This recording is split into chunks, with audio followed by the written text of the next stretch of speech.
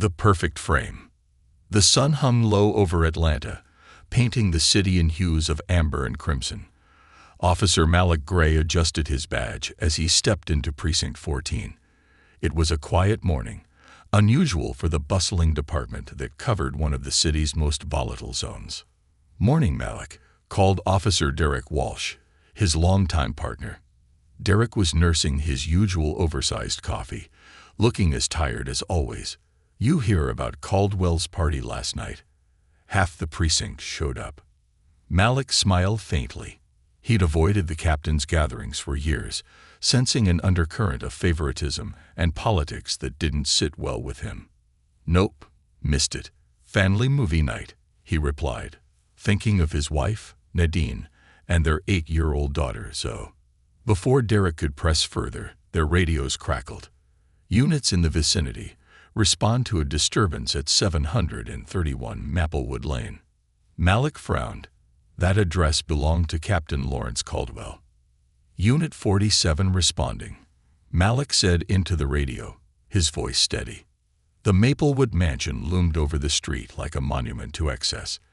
Manicured lawns, marble columns, and an imposing iron gate set it apart from the modest homes nearby. Malik felt a twinge of unease as he and Derek stepped out of their cruiser. The door was ajar.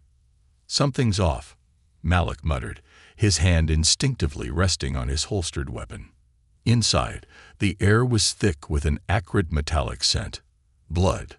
Malik's stomach tightened as he followed the trail to the study, where Captain Caldwell stood, his back to the door. "Captain," Derek called out. Caldwell turned, his face pale, his uniform smeared with dark stains. "Officers," Caldwell began, his voice carefully controlled. "This is not what it looks like." Malik's eyes darted past him to the lifeless body sprawled on the Persian rug. A young woman, no older than 25, lay motionless. Her hands bore defensive wounds, and her neck showed bruising consistent with strangulation. "What happened here?" Malik asked, his voice sharp. Caldwell sighed, running a hand through his graying hair. She slipped and fell during an argument with my son. He panicked, called me. I tried to clean things up. Clean things up." Malik's voice rose. "This is a crime scene, Captain." Caldwell's eyes narrowed. "This is a family matter, Gray. I suggest you tread carefully." Malik's instincts screamed at him to document everything. As Caldwell stepped out to make a call, Malik snapped photos of the scene with his phone. The blood patterns, the positioning of the body, the signs of a struggle, it all pointed to foul play. "What are you doing?" Derek hissed. "You're gonna get us both killed." "What's right?" Malik replied firmly. Caldwell returned, his expression colder than the winter wind. "Officer Gray, a word in private." In Caldwell's study, Malik faced the captain alone. Caldwell's tone was calm, but his words were razor-sharp. "You have a family, don't you?" Caldwell asked, his eyes gleaming with malice. "A little girl, so, right?" Malik stiffened. "Good kid, I hear. Smart. It'd be a shame if something happened to her because her father didn't know when to keep his nose out of things." Malik's blood ran cold, but his resolve hardened. "You can threaten me all you want, sir, but justice is bigger than you, bigger than this precinct, and I won't stop." Caldwell's smirk faded, replaced by a calculating stare. "Then you'd better be ready to lose everything." The perfect frame. The sun was just beginning to rise over Atlanta, casting long golden streaks across Precinct 14's parking lot. Officer Malik Gray leaned against his cruiser, taking in the fleeting moment of peace before his shift.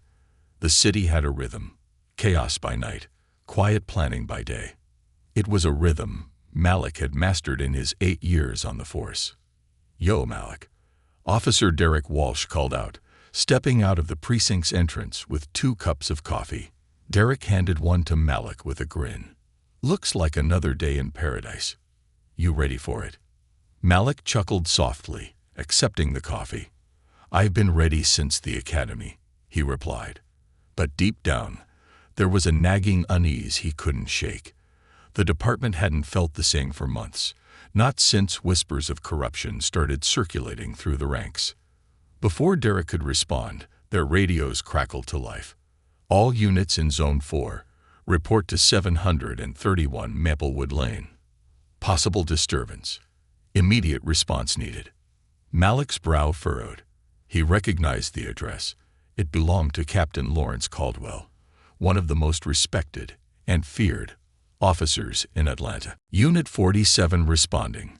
Malik said into the radio, his voice steady. He glanced at Derek, who raised an eyebrow. Caldwell's place, Malik added. Derek's expression shifted to something between concern and curiosity. As they pulled up to the captain's stately home, the unease in Malik's gut grew. The sprawling colonial-style mansion was eerily quiet. No lights on, no movement, just the faint rustle of leaves in the cool morning breeze. "This doesn't feel right," Malik muttered, stepping out of the cruiser. Derek followed closely, his hand already resting on his holstered sidearm. The front door was ajar. Malik exchanged a glance with Derek before pushing the door open with his foot. "Atlanta PD, is anyone inside?" His voice echoed through the grand foyer, but there was no response. Inside, the house was immaculate, almost unnaturally so. Family photos adorned the walls, each frame perfectly aligned. A faint metallic smell lingered in the air, making Malik's stomach tighten. They moved cautiously through the house, the silence amplifying every creak of the floorboards. Malik's sharp eyes caught a trail of water droplets on the polished hardwood floor, leading upstairs. "Upstairs," he whispered, gesturing for Derek to follow. The trail ended at the master bathroom, where the door was slightly ajar. The sight that greeted them froze Malik in his tracks. A young woman lay motionless in the oversized bathtub, her dark hair fanning out in the water. The pink-tinged liquid rippled faintly, and bruises were visible around her neck. A shower curtain was partially torn, and the towel rack was bent at an unnatural angle. "Jesus Christ," Derek breathed. "That's Catherine Martinez, Caldwell's son's girlfriend." Malik's heart sank. He'd heard about Catherine, a 23-year-old graduate student who had been dating Ethan Caldwell, the captain's troubled son. But this scene didn't look like an accident. Every detail screamed of violence, a struggle. Before Malik could reach for his radio, a voice interrupted. "Officers." They turned to see Captain Caldwell standing in the doorway. His usually composed demeanor was replaced with something colder, more calculating. His crisp uniform was wrinkled, and a faint streak of blood marked his cuff. "Captain," Malik began, his tone measured, "we need to call this in." "That won't be necessary," Caldwell replied, stepping into the room. "This is a family matter. Ethan made a mistake, but it's nothing we can't handle internally." Malik stared at him in disbelief. "A mistake? Sir, there's a dead woman in your bathroom." Caldwell's gaze hardened. She slipped, hit her head. "These things happen." He paused, his eyes narrowing as he looked directly at Malik.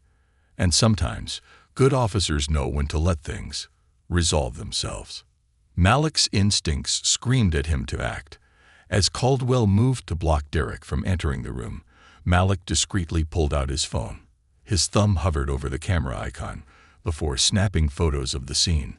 The bruises, the torn shower curtain, the cracked mirror, evidence that couldn't be ignored. "Captain," Derek said, his voice hesitant, "we need to follow protocol." Caldwell turned sharply, his voice dropping to a dangerous tone.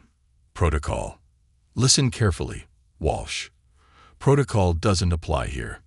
You secure the perimeter. Johnson and I will discuss the situation." Derek hesitated, his eyes darting between Malik and Caldwell.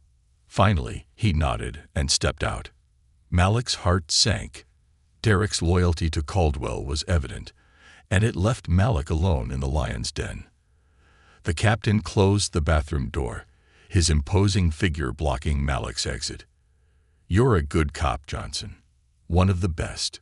You've got a wife, a kid, a life worth protecting. Malik's jaw tightened. And this is your way of protecting me? By asking me to look the other way. Caldwell stepped closer, his voice dropping to a near whisper. You don't understand how things work, do you? The system isn't perfect, but it's what keeps the city from tearing itself apart.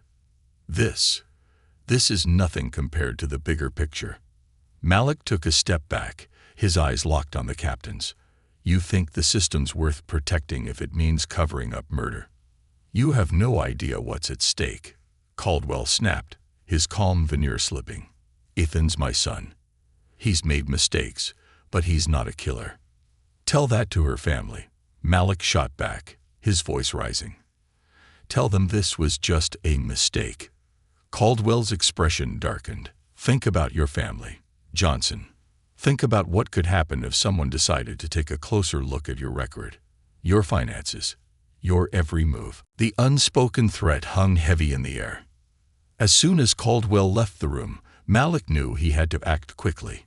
He transferred the photos to a secure drive on his phone and typed a message to a trusted contact in internal affairs. But his gut told him it wouldn't be enough. The reach of corruption in the precinct was deeper than he'd imagined. When Malik and Derek left the house, the weight of what he'd seen pressed on him. This isn't over, he said quietly as they got back into the cruiser. Let it go, Derek warned, his voice low. You don't know what you're dealing with.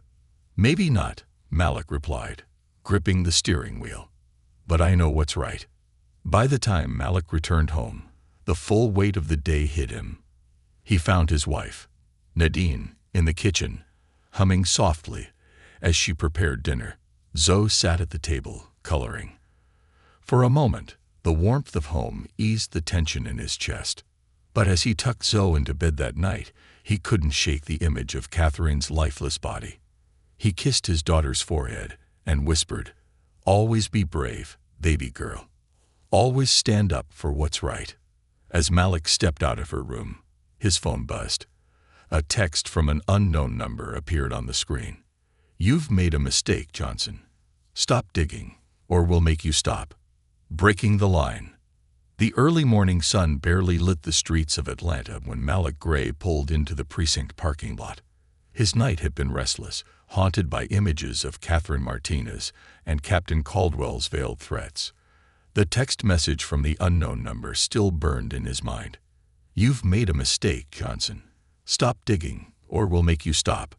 Malik wasn't a stranger to threats. Being a cop in a high-crime city came with the territory.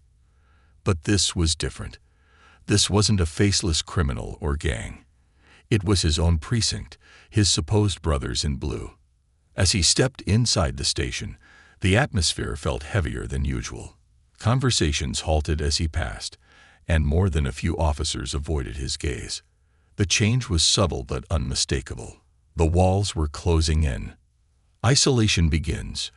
Gray, Sergeant Evelyn Harper called from her desk, her tone clipped. In my office. Harper was known for her no-nonsense approach. She was a veteran officer who'd seen it all, and made no secret of her disdain for politics in the department. Malik respected her, but today, even her expression was unreadable. Inside her office, Harper closed the door and leaned against her desk, arms crossed. You've pissed off the wrong people. Malik kept his face neutral. I'm just doing my job, Sergeant. She sighed, rubbing her temples. You went into Caldwell's house yesterday, and now there's talk that you're stirring up trouble where none exists. You know how this department works. You've got a family. Let it go. Are you asking me to cover for a murder? Malik asked, his voice steady. Harper's eyes narrowed. I'm telling you to be smart. Sometimes justice isn't about what's in the rulebook. It's about survival. You think you're a hero. Heroes don't last in this department. Malik stared her down. If that's true, then this department doesn't deserve to last either. Her jaw tightened, but she said nothing. As Malik left her office, he noticed the faintest flicker of regret in her eyes. It wasn't approval, but it was enough to tell him she wasn't entirely on Caldwell's side. The first strike. The rest of Malik's shift passed uneventfully on the surface. His usual calls for backup were slow to be answered, and the paperwork he submitted came back with unexplained rejections. The bureaucracy of the precinct was turning against him, piece by piece. By the time he clocked out, Malik felt the full weight of isolation. Even Derek, his longtime partner, had been unusually quiet, avoiding eye contact and keeping their conversations strictly professional. As Malik drove home, a dark sedan followed him for several blocks before turning off. His instincts told him it wasn't a coincidence. When he pulled into his driveway, the sight of Nadine and Zoe playing in the front yard brought a brief moment of relief. "Daddy." Zoe ran toward him, her arms wide. He caught her and spun her around, her laughter momentarily pushing back his fear. But when Nadine approached, her smile faded. "What's wrong?" she asked, reading his face like an open book. "We'll talk inside," Malik said quietly. Family on the line. Once Zoe was asleep, Malik sat at the kitchen table with Nadine, explaining everything. The crime scene, Caldwell's threats, and the text message. Her expression shifted from shock to anger to fear. "They're threatening us," she whispered, her voice trembling. "I don't think they'll hurt you or Zoe," Malik reassured her. "It's just intimidation." "Intimidation?" Nadine snapped. "Malik, they know where we live. They know where our daughter goes to school. What if they're serious?" "I won't let anything happen to you or Zoe," he said firmly, reaching across the table to hold her hand. "But if I back down now, what kind of example am I setting for her? What kind of father would I be if I let this go?" Nadine's eyes filled with tears. "You're a good man, Malik, but good men don't always win against people like Caldwell." He leaned forward, his voice steady. "I'm not trying to win, Nadine.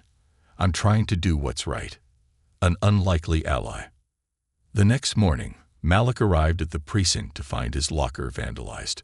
Spray painted across the door were the words, "Traitor." Inside, his spare uniform was slashed to ribbons. Derek approached him, looking uneasy. "Malik, you need to let this go. People are getting restless." "Restless?" Malik turned to face him. "Derek, there's a woman dead because Caldwell's son couldn't control himself. That doesn't bother you." Derek hesitated. "Of course it bothers me, but it's not our fight." "It's everyone's fight," Malik shot back. "What happens when it's your family? Your loved ones? How many more lives get ruined because people like Caldwell think they're untouchable?" Derek looked away. "You're on your own with this." Later that day, Malik found a note in his desk drawer. It was written on a torn piece of notebook paper. "Not everyone in this precinct is against you. Meet me at the old rail yard, 8 p.m., come alone." The handwriting was unfamiliar, but Malik recognized the address. It was a secluded area where off-duty officers often gathered for unofficial meetings. The rail yard meeting. The rail yard was dimly lit, the hum of distant traffic blending with the occasional screech of metal on metal. Malik parked his car a block away and approached on foot, his hand resting on his concealed weapon. A figure stepped out from the shadows. It was Officer Jamal Tate, a rookie Malik had mentored during his first year on the force. "Jamal." Malik's surprise was evident. "What are you doing here?" "I wanted to help," Jamal said, glancing nervously around. "I've been watching what's happening to you. It's not right." "You're risking a lot by meeting me," Malik said cautiously. "Why?" Jamal hesitated. "Because you're the kind of cop I wanted to be when I joined. The kind of cop my dad was. If I stay quiet, I'm no better than the rest of them." Malik nodded, his respect for Jamal deepening. "What do you know?" Jamal handed him a flash drive. "These are copies of reports Caldwell's been suppressing. Domestic violence calls against his son, payments to officers to stay quiet, even files on internal affairs agents who've been bought off." Malik stared at the drive, the weight of it pressing on him. This was the proof he needed, but it also made him an even bigger target. "Thank you," Malik said. "But you need to be careful. If they find out you helped me." They won't, Jamal interrupted. I've covered my tracks. Just don't let this be for nothing. The first counterstrike. That night, Malik stayed up reviewing the files. The evidence was damning. Caldwell's corruption wasn't just limited to covering for his son. It extended to drug trafficking, extortion, and even tampering with election results for local politicians. He knew he couldn't take this to internal affairs. The department was too compromised. Instead, he reached out to Aaliyah Price, an investigative journalist he'd worked with before. If anyone could help him blow this open, it was her. When he met Aaliyah at a diner the next morning, her expression was a mix of intrigue and concern. "You've got guts bringing this to me," she said, flipping through the documents. "But this is dangerous, Malik. You're going up against the entire system." "I don't care," Malik replied. "I just need to make sure this story gets out." Aaliyah leaned back, tapping her pen against the table. "All right. But you need to understand something. Once this goes public, there's no turning back. They'll come after you with everything they've got." Malik nodded, his resolve unwavering. Let them come. A fugitive in blue. The city of Atlanta stretched out like a labyrinth of streets, lights and shadows. Malik Gray had once called it home, a place where he believed justice and law could prevail. Now it had turned into a predator's hunting ground, with him as the prey. The morning after Malik handed over the files to Aaliyah Price, he received a chilling text on his burner phone. "The clock's ticking, Officer Gray. Turn yourself in, or your family pays the price." He stared at the screen, his heart pounding. They were making their move, and they weren't bluffing. Caldwell's network wasn't just targeting him. They were going after his family, his last shred of normalcy. A knock at the door. Nadine's voice trembled when she called him. "Malik, there's an unmarked car parked outside. They've been there all morning." "Stay inside," he said, forcing calm into his voice. "Don't open the door for anyone." "Malik, I'm scared," she whispered. "What if they come inside?" "They won't," he promised, though he wasn't sure. "I'll handle this." He hung up and dialed Jamal Tate. "I need you to get my family somewhere safe. Now." "Already on it," Jamal replied. "I got a place set up. I'll get them out of there." As Malik waited for confirmation, he packed what little he had. A change of clothes, his burner phone, and the USB drive with additional files Jamal had passed to him.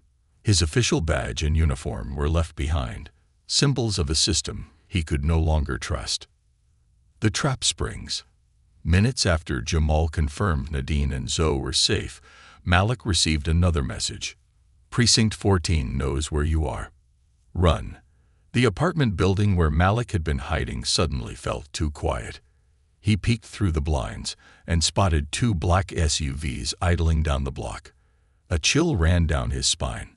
Grabbing his bag, Malik exited through the fire escape. Rain began to fall, masking his movements as he climbed down the slick metal steps. His police instincts kicked in. Avoid open spaces, keep moving, don't look suspicious. As he hit the alley, voices echoed from the building's entrance. "Gray's inside. Secure the exits." They were closing in. The chase. Malik sprinted down the alley, his boots splashing through puddles. The rain came down harder, turning the city into a blur of gray and silver. He cut through a series of side streets, his mind racing with escape routes.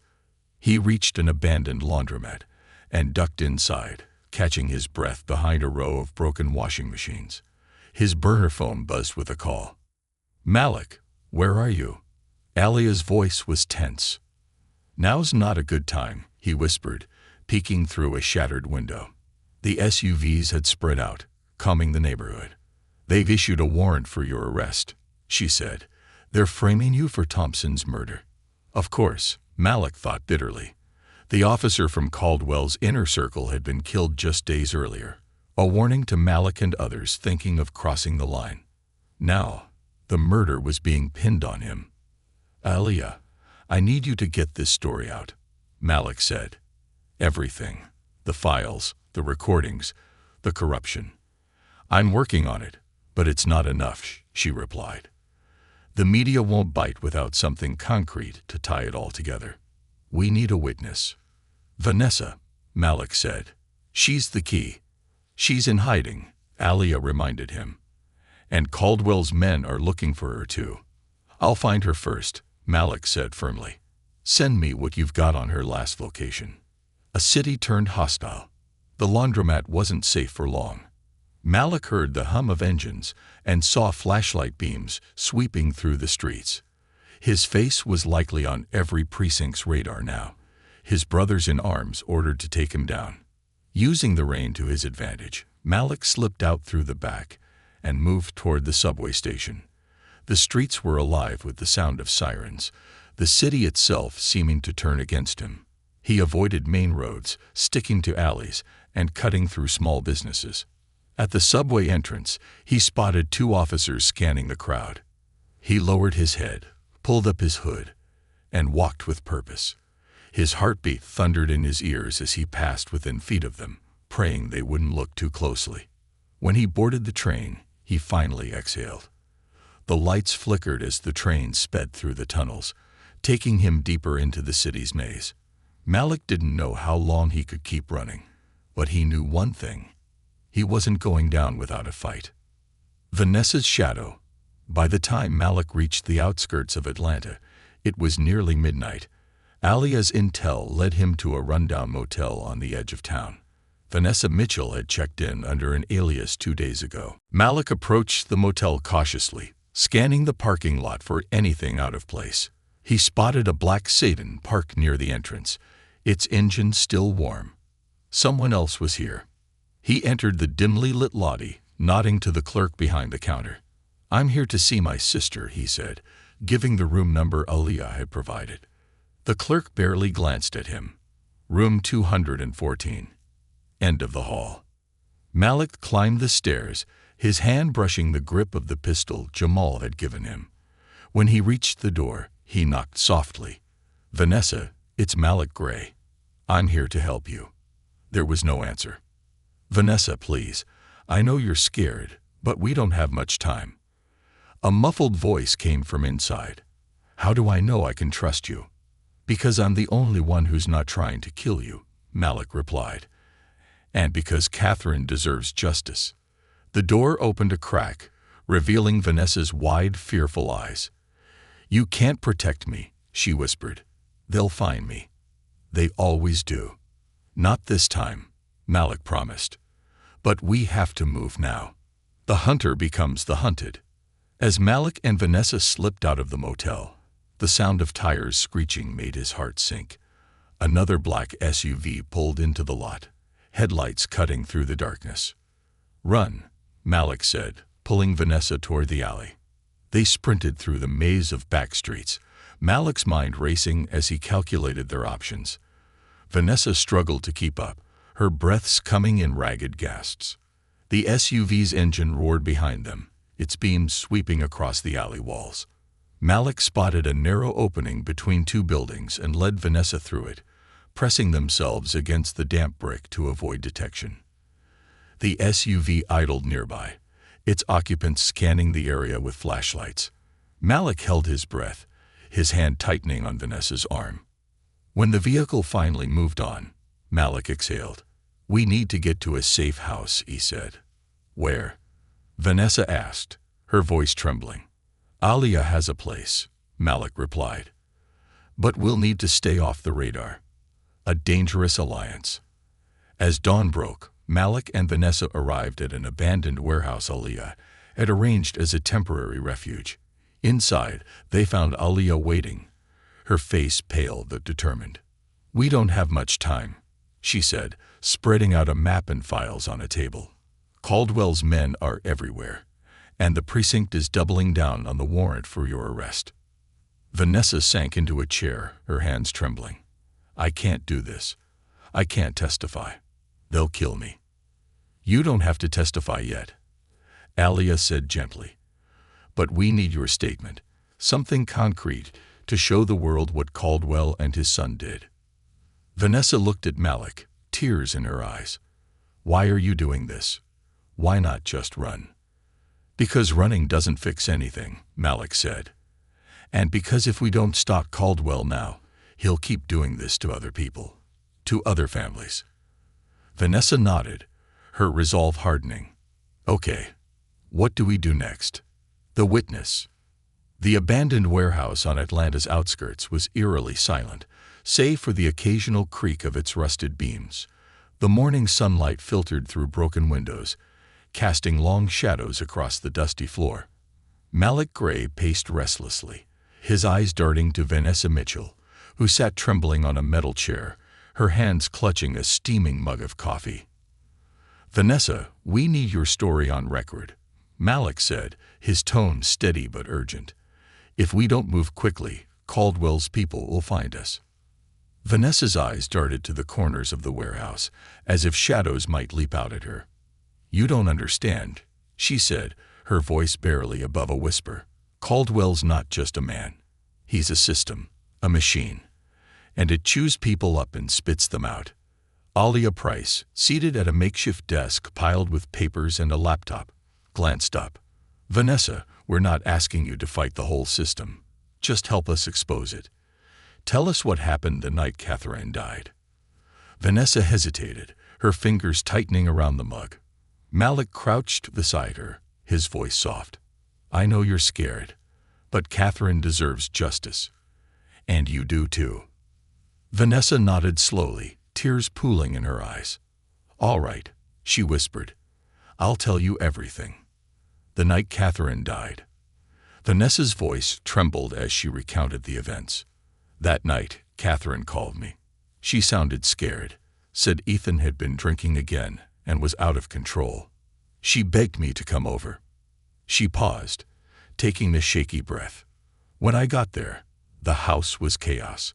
Catherine was crying, and Ethan was shouting. He was accusing her of cheating, calling her names. Malik's jaw tightened, and Caldwell. When did he arrive? Vanessa swallowed hard. He showed up about an hour later. Ethan called him, said he'd messed up. When Caldwell walked in and saw Catherine on the floor, he didn't even flinch.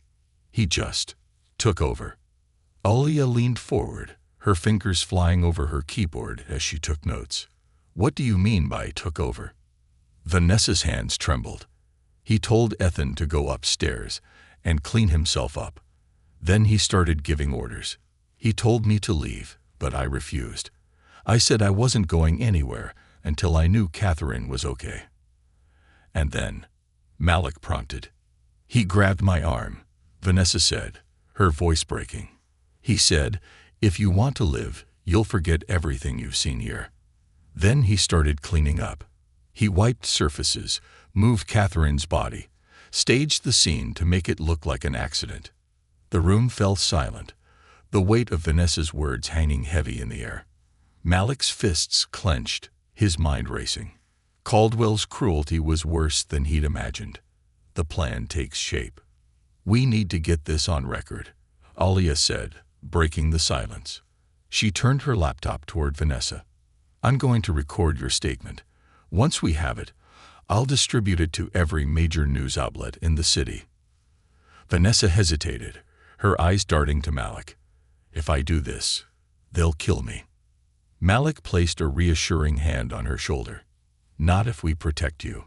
And once this story breaks, Caldwell won't be able to operate in the shadows anymore. Vanessa nodded, her resolve hardening. Okay, let's do it. As Alia set up the recording equipment, Malik's burner phone buzzed. He glanced at the screen. They're closing in on your location. Move now. We've got company, Malik said, his voice sharp. We need to go. Alia cursed under her breath. I'm not done setting up. Forget it, Malik said, grabbing the laptop and hard drive. We'll finish this somewhere else. Vanessa, stick close to me. The escape. As they exited the warehouse, the sound of engines echoed in the distance.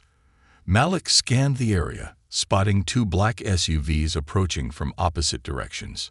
Stay low and follow me, Malik ordered.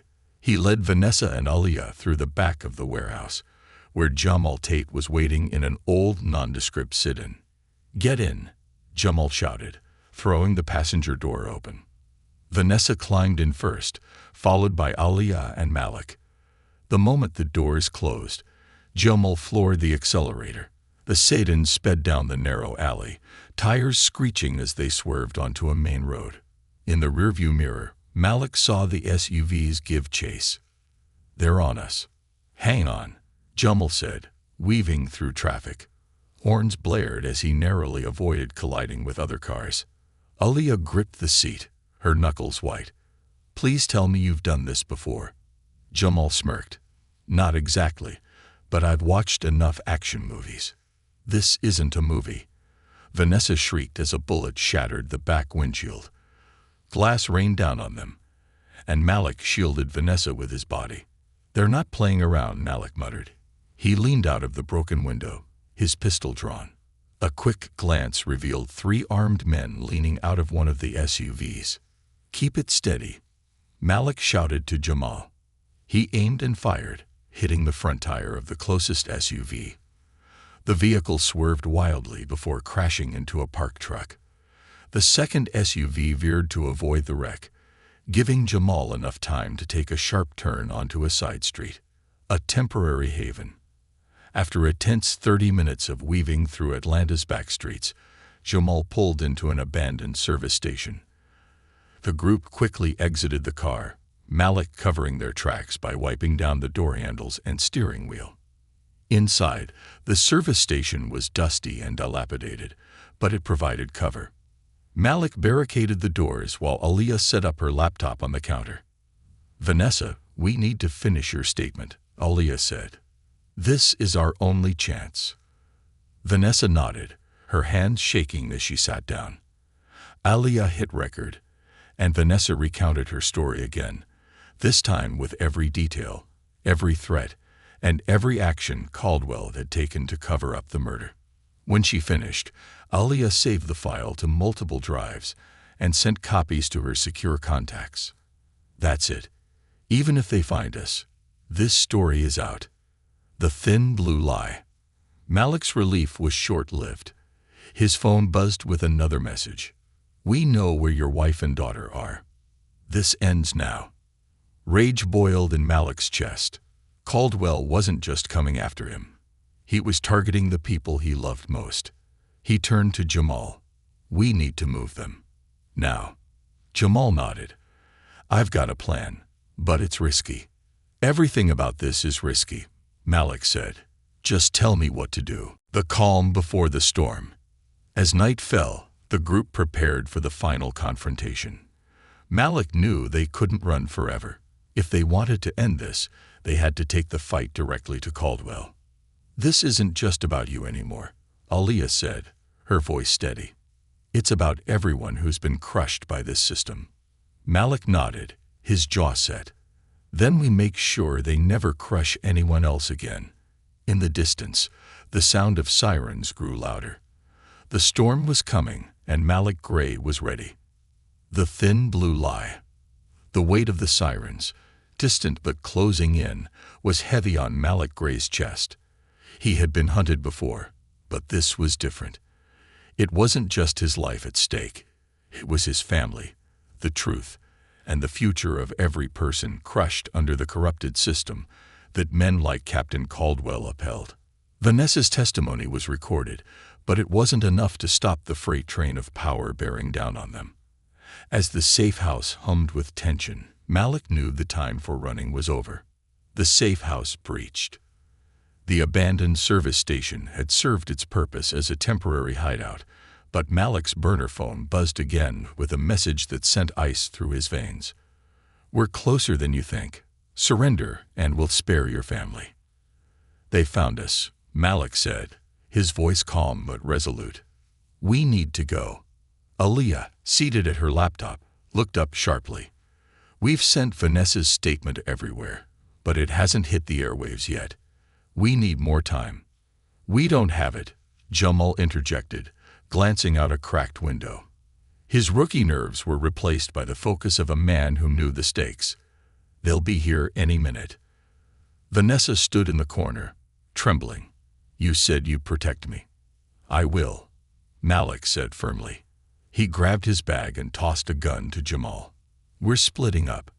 Alia, take Vanessa. Head south to the backup safe house."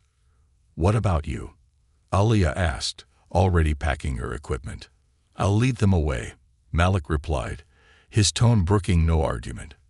"They want me, not you." Alia hesitated, then nodded. "Don't do anything stupid." Malik offered a tight smile. "Too late for that." Drawing the line.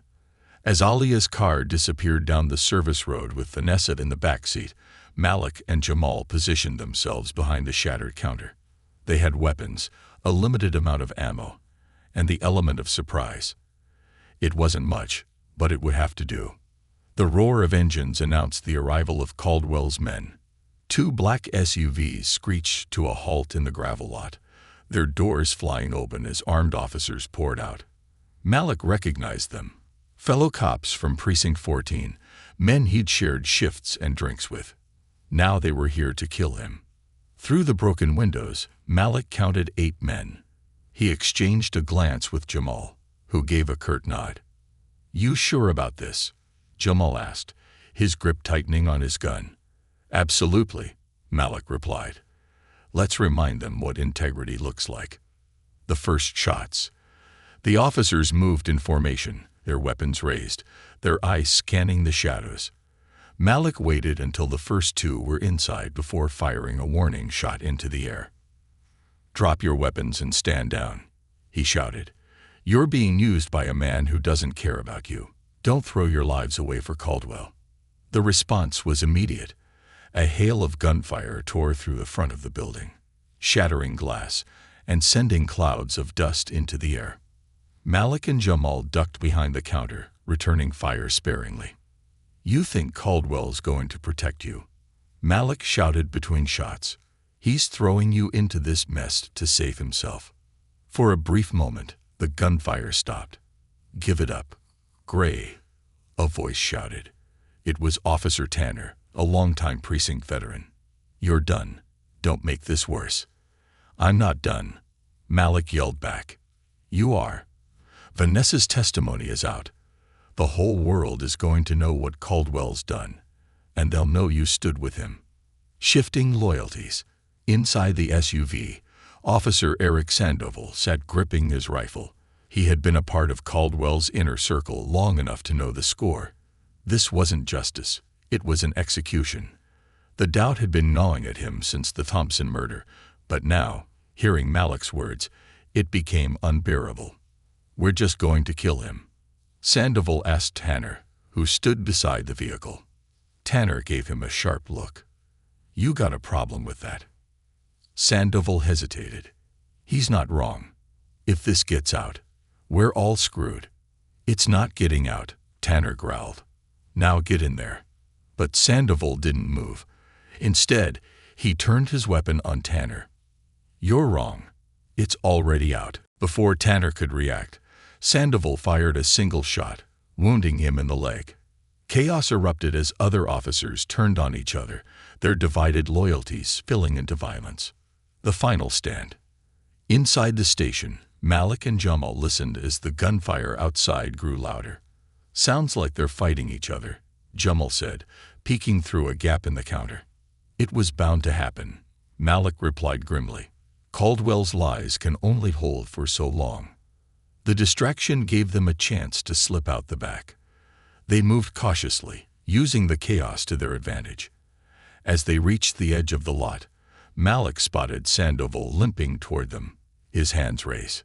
"I'm done," Sandoval said. "Caldwell's finished. You were right." Malik studied him for a moment before nodding. "Good. Then help us finish this." Turning the tables. With Sandoval's help, Malik learned Caldwell's location, a secluded cabin an hour outside the city, where he'd retreated with his son, Ethan. It was a desperate move by a desperate man, but it gave Malik the opportunity he needed. Before leaving, Malik called Alia. "How far are you from the cabin?" he'd asked. "About 20 minutes, she replied. "Vanessa's testimony is already live, And people are paying attention. Caldwell's not going to get out of this. He'll try, Malik said. I'll make sure he doesn't. The confrontation. The cabin loomed in the distance, its silhouette framed by the dense Georgia woods. Malik parked his car at the edge of the property and moved in on foot, Jamal and Sandoval at his side. Inside, Caldwell was pacing, a bottle of scotch in one hand and a pistol in the other. Ethan sat slumped on the couch, his face pale and haunted. "Dad, we should just leave," Ethan muttered. "There's nowhere to go." Caldwell snapped. "You think they'll stop with me? If we go down, so does the entire department." The door burst open, and Malik stepped inside, his gun trained on Caldwell. "It's over, Captain." Caldwell laughed bitterly. "You're a fool, Gray. Do you really think exposing me will change anything? The system will swallow you whole." Malik stepped closer, his eyes blazing. "The system only wins if we let it, and I'm not letting it." Justice delivered. Before Caldwell could respond, sirens echoed in the distance. Alia had called in reinforcements, officers who weren't on Caldwell's payroll. The cabin was surrounded within minutes.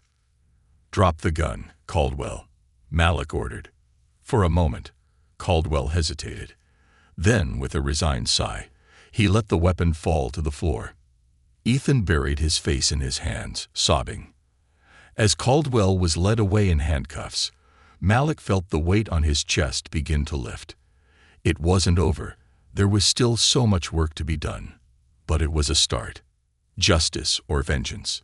The streets of Atlanta buzzed with life the morning after Captain Caldwell's arrest. But for Malik Gray, the world felt quieter than it had in weeks. Standing on the courthouse steps, he watched reporters jostle for position, their cameras trained on Caldwell and his son Ethan as they were led out in handcuffs. The sight should have brought Malik satisfaction, but it didn't. The scars of the fight were too fresh.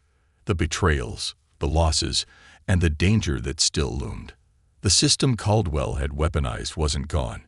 It was wounded, and wounded beasts were always the most dangerous. The price of truth. Inside the courthouse, Malik sat with Alia, Vanessa, and Jamal, waiting for the preliminary hearing to begin. Vanessa clutched a folder containing her signed testimony, her knuckles white. "You did the right thing," Malik said softly, noticing her tension. Vanessa gave him a nervous smile. "It doesn't feel like it. I can't go back to my old life. I can't even stay in the city." Malik nodded. "Sometimes doing the right thing comes at a cost. But Catherine deserves justice, and you gave it to her." Jamal leaned forward, his voice low. "What about the rest of them?" Caldwell wasn't working alone. Malik's jaw tightened. "That's what comes next. The network unravels." Caldwell's arrest sent shockwaves through the department. Officers who had long been complicit in his schemes began to panic, worried that their secrets would come to light. Within days, several high-ranking officials quietly resigned, while others lawyered up, preparing for the storm. Alia's investigative reports, bolstered by Vanessa's testimony, laid bare the web of corruption Caldwell had built over decades.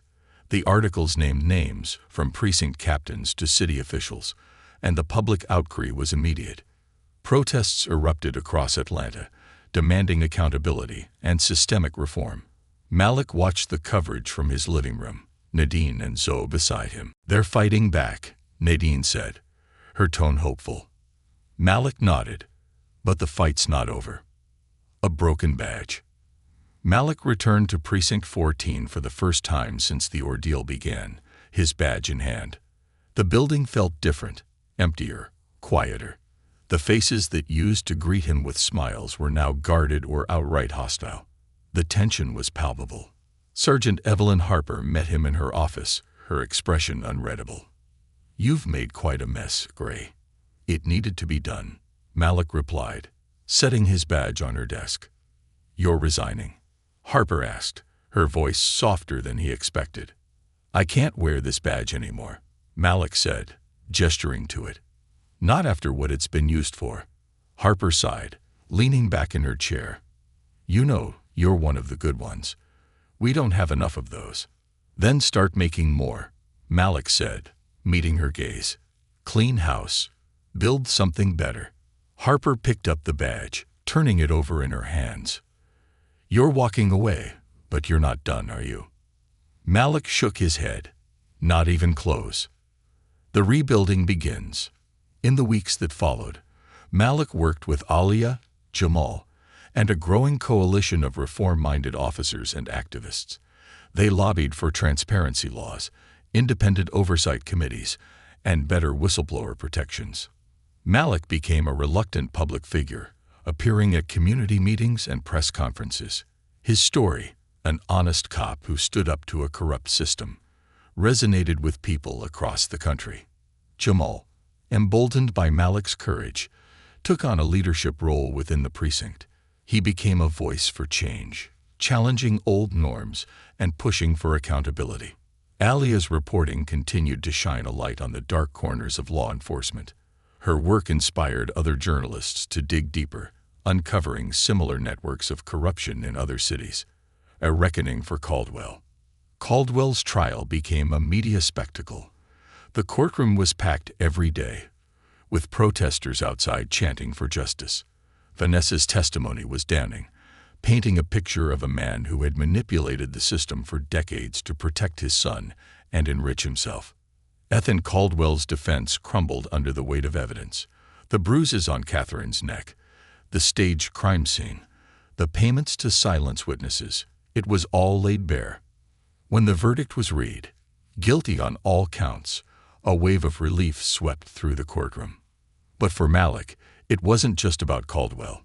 It was about what came next. A new beginning. Months after Caldwell's conviction, Malik stood on a stage at a community event, addressing a crowd of activists, neighbors, and fellow officers. He wore no badge, only a simple suit, but his presence commanded respect. Change isn't easy, he said, his voice steady. It's messy, it's painful, and it takes time. But it's possible. This city deserves a police force that serves its people, not itself.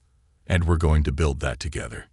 The crowd erupted in applause, and Malik stepped back, his heart lighter than it had been in months. He spotted Nadine and Zoe in the front row, their smiles reminding him of why he'd started this fight in the first place.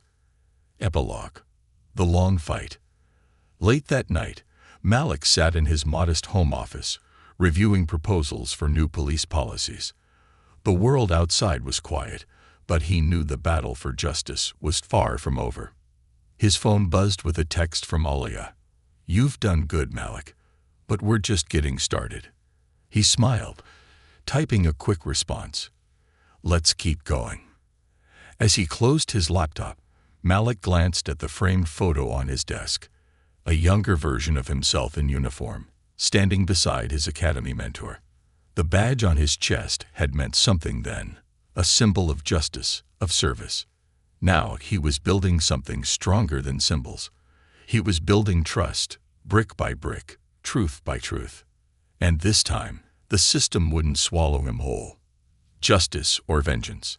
As Malik sat in his office that night, he replayed the events of the past few months in his mind. Caldwell's conviction was a monumental victory, but the shadows of the system lingered. For every name exposed, there were others who had yet to face accountability. Malik understood that change wasn't a single event. It was a process. He closed his laptop and stepped into the living room, where Nadine was reading on the couch. Zoe had fallen asleep beside her, her tiny fingers clutching a stuffed elephant. "You're up late," Nadine said, glancing up from her book. "Couldn't sleep," Malik replied, sinking into the armchair opposite her.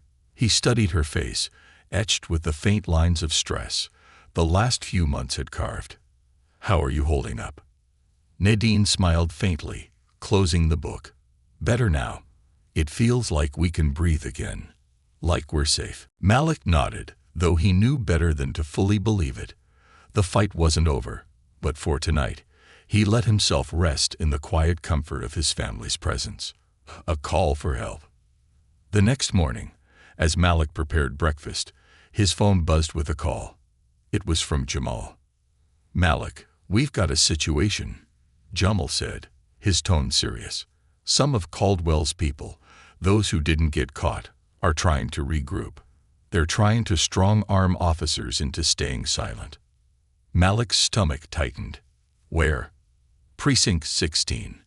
Word is, they're planning to retaliate against anyone who spoke out during the investigation." "I'll be there," Malik said without hesitation. Nadine entered the kitchen just as he hung up. She gave him a knowing look. "More trouble." "Always," Malik admitted, setting down the phone. "But I can't let them win." Nadine placed a hand on his arm. "I know. Just remember, you're not fighting alone." The last stand. At Precinct 16, Malik met with Jamal and a group of officers who had banded together to oppose the remnants of Caldwell's network. Their goal was clear: root out the remaining corrupt elements and ensure the precinct was a safe place for officers and the community alike. The tension in the air was palpable as Malik and Jamal led a small team into the precinct. Inside, they found Lieutenant Henry Stafford, a known Caldwell loyalist, attempting to intimidate a young officer into silence.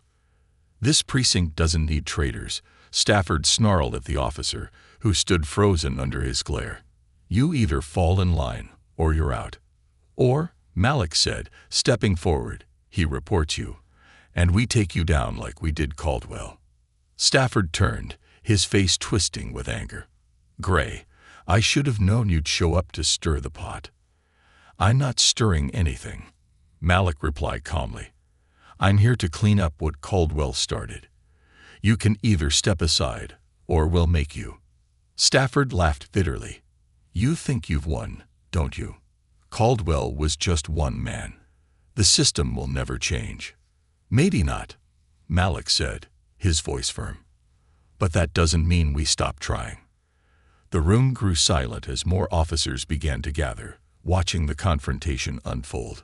Stafford scanned their faces, realizing he was outnumbered. Slowly, he raised his hands in mock surrender.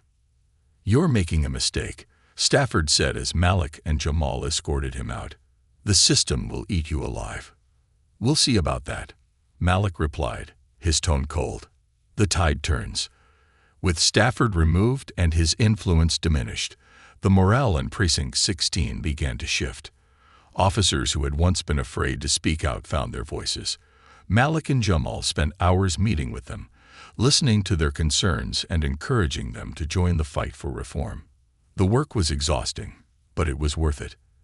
Every small victory, every corrupt officer held accountable, every policy rewritten, felt like another brick in the foundation of a better future. A final farewell. Months later, Malik stood on the steps of City Hall, addressing a crowd of community members, officers, and activists. The reforms his team had fought for were now being implemented across the city. Oversight committees were in place, body cameras were mandatory, and whistleblower protections had been strengthened. "Today isn't the end of our fight," Malik said, his voice carrying over the crowd. "It's the beginning of something new. A system that serves its people with integrity, that values truth over power. We still have a long way to go, but together, we can make it happen." The crowd erupted into applause, and Malik stepped back, letting the moment sink in. Nadine and Zoe stood in the front row, their smiles filling him with pride. As the crowd began to disperse, Aaliyah approached him. "So, what's next for Atlanta's most famous former cop?" Malik chuckled. "I'm not sure yet, but whatever it is, it'll be for them." He gestured toward his family. "And for the people who need someone to stand up for them." Aaliyah nodded, her expression thoughtful. "You know, you're not just rebuilding a system. You're rebuilding hope." Epilogue. A new legacy. That night, Malik sat on his front porch, watching the city lights twinkle in the distance. Zoe was asleep, and Nadine had gone to bed, but he couldn't bring himself to join them yet. The weight of everything he'd been through lingered, but so did the satisfaction of knowing he'd made a difference. His phone buzzed with a message from Jamal. "We did it. Thanks for showing me what it means to fight for what's right." Malik smiled, setting the phone aside. He leaned back, letting the cool night air wash over him. The battle for justice was far from over, but for the first time in a long time, he felt ready for whatever came next. In the quiet of the night, Malik Gray found peace, not in the end of his journey, but in the knowledge that he had chosen the right path. And that path, though steep and treacherous, was leading to something better.